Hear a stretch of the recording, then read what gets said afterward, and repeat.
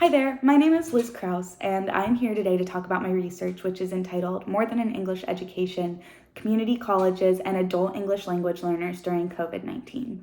So this project came about initially from an observation made by myself and my research mentor, Dr. Jennifer Item of the Elon University Department of English. And the observation that we kind of made was about the when COVID-19 set on, which it set on late 2019, but kind of with the stay-at-home order, which for North Carolina started in March of 2020, there was a massive increase in the demand for crisis communication and therefore crisis communicators, and the supply did not meet that demand. So that we were essentially left with a lot of gaps in kind of informational society, which you may have realized or noticed in your own lives, but those become especially amplified and concerning when it comes to ELLs or English language learners, because a lot of those issues that already surround that community get exacerbated by the presence of something like a global pandemic. So essentially we were hoping to inquire into how the crisis communication infrastructure at Alamance Community College, which is a community college in rural North Carolina, about 20 minutes away from Elon University, where I go to school. We wanted to look into how their crisis communication channels and setup changed over the course of COVID-19 to support those English language learners, with the goal and aim of trying to understand and harvest lessons and recommendations for crisis communications to adult English language learners. So the way we chose to do that was through an institutional ethnography method.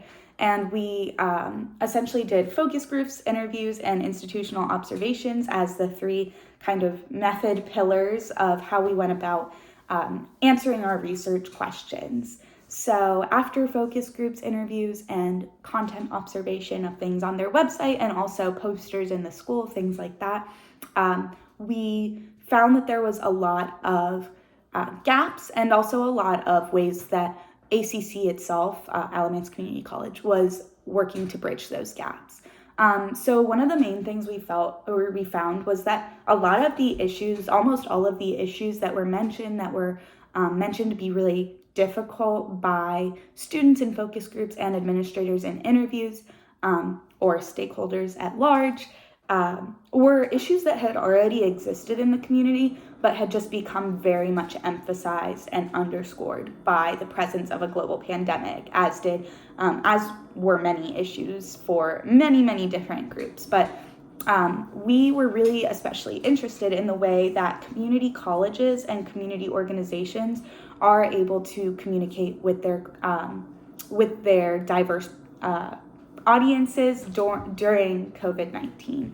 So the interesting kind of thing about the recommendations section was that what was first supposed to be for community colleges communicating with adult English language learners ended up being a lot broader than we thought. So a lot of the literature in the crisis communication field is very largely based around and kind of built out from this idea of salvaging reputational capital. So when you're thinking about a business, obviously one of their first concerns with something like COVID is, okay, how do we save our image? How do we keep having income? How do we keep having our clients come back to us?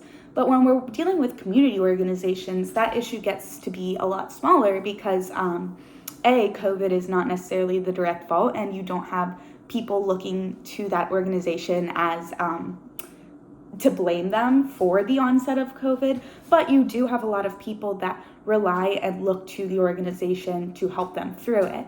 So that's what is kind of referred to as a sticky crisis, which is one that the organization didn't cause but has to respond to. And so the way that became a lot bigger than just community colleges was through these crisis communication recommendations.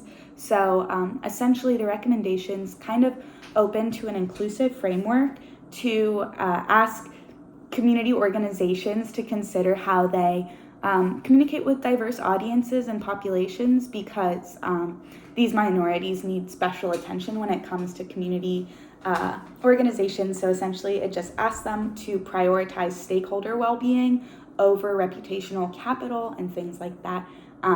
And that is about all the time I have, but thank you so much for listening to my presentation today, and please feel free to ask me any questions through any channels made available. Thank you. Bye.